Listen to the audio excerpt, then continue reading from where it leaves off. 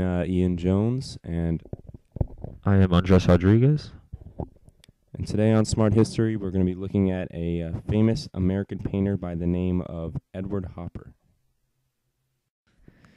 So, Edward Hopper was born in Nyack, New York in July 1882. He was born in a very industrialized region, which was surrounded by the Hudson River in the north of New York City. Yeah, and I think an interesting thing to note about his earlier life was that he was actually raised in a middle-class family, which was very uncommon around this time period because America was well into the Gilded Age, and there was a strict separation of wealth. You were either high class or extremely low class, so being in the middle class was very unusual. Yeah, and the first painting by Hopper we're going to be looking at today, it's called Nighthawks, painted in 1942. It is among the most recognizable of the American realist paintings. And Hopper painted this relatively late in his life. It was his early 60s, and what he was trying to accomplish with this painting is he wanted to capture the essence of American realism, and that the moment of time that he is depicting is very dull, has no action or motion, and he really wanted to exemplify the New York City life of this time.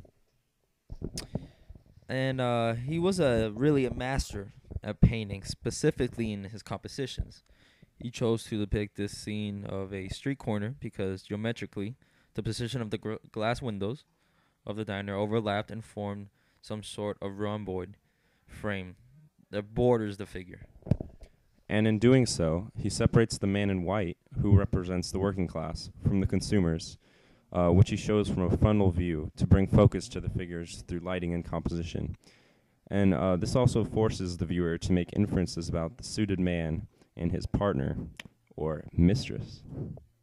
We go on to the next piece, which is Excursion into Philosophy, painted in 1959. Is one of Hopper's last paintings in which he delves even further into the couples theme of his work. Yeah. Once again, as a compositional effort, he pretty much pushes the lighting of the setting with like a certain dramatic geometric precision as a way to kind of like focus on the subjects. Yeah, and what Hopper does in this piece is he really tries to appeal to the emotions of the viewer, and by doing that, he has this scene of a man and a woman. You're not really sure of the identity of the man or the woman. Is it his wife? Is it a prostitute? He doesn't really explain.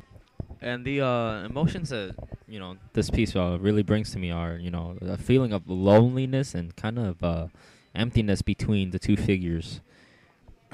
And if you take a look at the big, open, voluptuous book on the bed there, there's actually some information related to that. Joe Hopper, who is Edward Hopper's wife, actually made a statement that the book is open to one of the writings of Plato, a philosopher, and which sort of brings together the idea of this man's excursion into philosophy.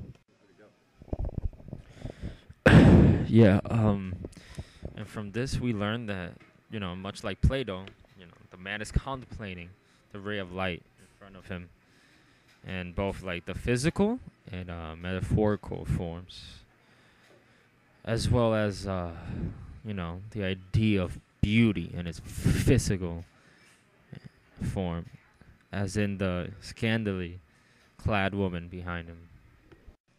All right, so thank you everybody for watching.